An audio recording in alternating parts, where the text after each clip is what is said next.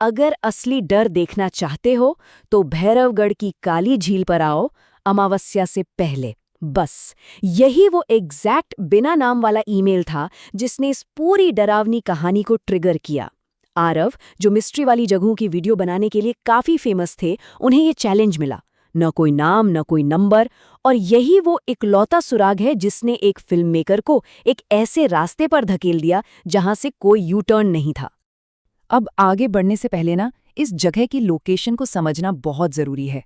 देखिए, भैरवगढ़ कोई normal tourist spot बिल्कुल नहीं है। इसे ढूंढने के लिए आपको टूटी फूटी सड़कों, घने जंगलों और एक अजीब सी खतरनाक धुंध से गुजरना पड़ता है। लेकिन जो चीज इसे सच में खौफनाक बनाती है वो सिर्फ इसकी दूरी नहीं है, बल्कि वहां के लोकल लोगों में फैली इसकी दहशत है। वहां ये बात गहराई से बैठी हुई है कि जो भी इस काली झील के पास गया वो कभी लौटकर पहले जैसा नहीं रहा। ओके, तो अब इस टाइमलाइन पर थोड़ा बारीकी से नजर डालते हैं। ये देखना बहुत इंटरेस्टिंग है कि कैसे आरव इस वीरान इलाके में फंसता चला गया। पहले दिन उसे वो ईमेल मिलता है। दूसरे दिन की दोपहर जब वो पहाड़ों के बीच एक सुनसान सड़क पर पहुंचता है तो एक बूढ़ा जीप ड्राइवर उसे वार्निंग देता है कि भाई, रात होने से पहले वापस लौट आना, क्योंकि रात में पानी जाग जाता है। इमेजिन कीजिए। और उसी दिन शाम तक आरव उस भयंकर खामोश गांव में एंट्री कर लेता है। ये साफ दिखाता है कि वो कैसे स्टेप बाय स्टेप खतरे के मुंह में जा रहा था। यहाँ सबसे दिलचस्प बात पता है क्या है? एक बहुत ही क्लियर कॉन्ट्रास्ट। एक तरफ आरव का माइंडसेट है, उसे बस एक वायरल डॉक्यूमेंट्री बनानी है और वो लोकल लोगों के डर को अरे ये तो बस अंधविश्वास है कहकर इग्नोर कर देता है। और दूसरी तरफ वहां के लोगों का वो गहरा असली खौफ, उनका इतना पक्का विश्वास है कि वो झील का पानी रात में जिंदा हो उठता है। यह विरोधाभास हमें दिखाता है कि कैसे एक बाहर वाले इंसान का ओवर कॉन्फिडेंस उसे हर वार्निंग को अनदेखा करने पर मजबूर कर देता है। तो जैसे ही आरव गांव की बाउंड्री में कदम रखता है, उसे जो चीजें दिखती हैं वो लिटरली बहुत अजीब हैं। सबसे पहले तो एक भयानक सी खामोशी। कोई बच्चा खेलता हुआ नहीं दिखा, यहाँ तक कि कोई जानवर भी नजर नहीं आया। फिर उन पुराने लकड़ी के दरवाजों पर काले रंग से बनी एक बड़ी सी आंच जैसे अजीब निशान। और सबसे मेन चीज, गांव के बीचों बीच एक पुराने मंदिर के बाहर बैठा एक बूढ़ा पुजारी, जो साफ तौर पर बहुत डरा हुआ लग रहा था। ये पूरा माहौल ही चीख चीख कर कह रहा था कि कुछ तो बहुत गलत है। और फिर उस पुजारी ने आरव को देखते ही जो शब्द कहे ना, वो हमारे इस पूरे एनालिसिस का टर्निंग पॉइंट है। उसने कहा, वह अब सिर्फ झील नहीं रही। ये वो मोमेंट है जहां पूरी कहानी अचानक से एक सुपरनैचुरल डायरेक्शन ले लेती है। ये एक डायरेक्ट वार्निंग थी कि आरव अब जिस चीज का सामना करने वाला है वो नेचर के नॉर्मल रूल्स से बिल्कुल बाहर है। चलिए देखते हैं कि पहली रात आखिर हुआ क्या। ये सीक्वेंस कुछ ऐसे शुरू होता है। सबसे पहले आरव का कैमरा अचानक ग्लिच करता है और स्क्रीन पर सिर्फ कुछ सेकंड्स के लिए एक गीला चेहरा दिखता है जिसकी आंखें बिल्कुल सफेद थीं। फिर आवाजें आनी शुरू होती हैं, बाहर से छप छप करके, ऐसे जैसे कोई गीले पैरों से चल रहा हो। और फाइनली सबसे भयानक सबूत, एक अंदर से बंद कमरे में जमीन पर अचानक पानी से बने पैरों के निशान उभर आते हैं जो सीधे आरव की तरफ आ रहे थे। सोचकर ही रोंगटे खड़े हो जाते हैं। अब अगली सुबह जब आरव ने विजुअल एविडेंस कलेक्ट करने के लिए अपना ड्रोन उड़ाया तो जो दिखा वो सच में डरावना था। ऊपर से देखने पर वो झील किसी नॉर्मल तालाब जैसी नहीं लग रही थी। उसका शेप एक विशाल आंख जैसा था। पानी इतना गहरा काला था कि उसमें आसमान का रिफ्लेक्शन तक नहीं दिख रहा था, और उसके चारों तरफ सिर्फ सूखे पेड़ और एक मौत जैसी शांति। इस फुटेज ने ये कंफर्म कर दिया कि वो जगह सिर्फ एक लोकेशन नहीं थी, बल्कि ऐसा लग रहा था जैसे कोई बहुत बड़ी खतरनाक चीज सीधे ऊपर की तरफ घूर रही हो। उसी दोपहर को जो सीधा एनकाउंटर हुआ उसके फैक्ट्स बिल्कुल चौंकाने वाले हैं। ड्रोन एकदम से बिना किसी रीजन के बंद होता है और सीधे पानी में क्रैश हो जाता है। और ठीक उसी वक्त झील के एकदम सेंटर से बड़ी बड़ी अननेचुरल लहरें उठने लगती हैं, जैसे पानी के नीचे कुछ बहुत बड़ा मूव कर रहा हो। और तभी आरव का पहली बार उस चीज से डायरेक्ट आई कांटेक्ट होता है। पेड़ों के बीच सफेद कपड़ों और भीगे बालों वाली एक लड़की खड़ी थी। उसकी आंखें पूरी तरह से सफेद थीं। वो बस मुस्कुराती है और पलक झपकते ही गायब हो जाती है। तो यहाँ सबसे बड़ा सवाल ये उठता है कि आखिर इस पूरे खौफ की जड़ क्या है? इसका जवाब छिपा है इस 50 साल पुराने शाप में। पुजारी के मुताबिक 50 साल पहले जब गांव से अचानक बच्चे गायब होने लगे तो गांव वालों ने झील के पास एक लड़की को पकड़ लिया। उसके हाथों में एक मरा हुआ बच्चा था।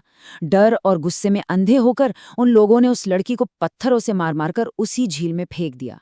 ये हिस्ट्री इस पूरी घटना की उस डरावनी नींव को एकदम साफ कर देती है।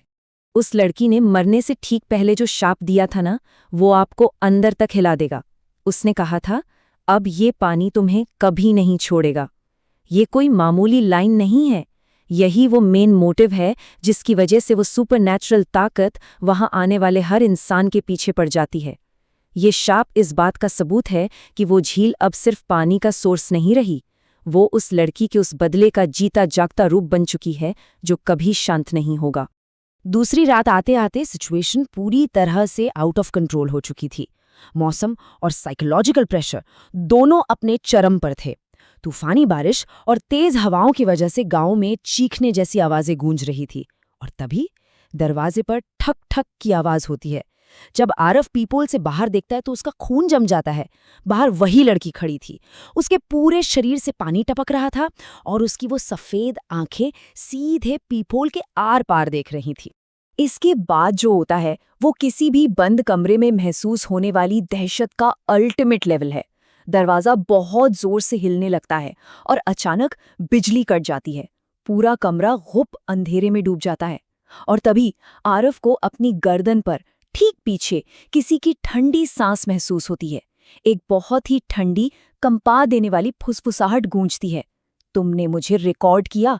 ये वो मोमेंट था जब आरव को रियलाइज हो गया कि उस बंद कमरे में भी वो अब अकेला नहीं है। अब यहाँ देखिए कि कैसे उस एंटिटी ने स्ट्रेटेजिक तरीके से आरव को वापस उसी जगह धकेला। आरव पूरी तरह पैनिक होकर चीखते हुए उस अंधेरे जंगल की तरफ भागता है, लेकिन उसके पीछे पीछे लगातार उन गीले पैरों की छप छप आवाजें आ रही हैं।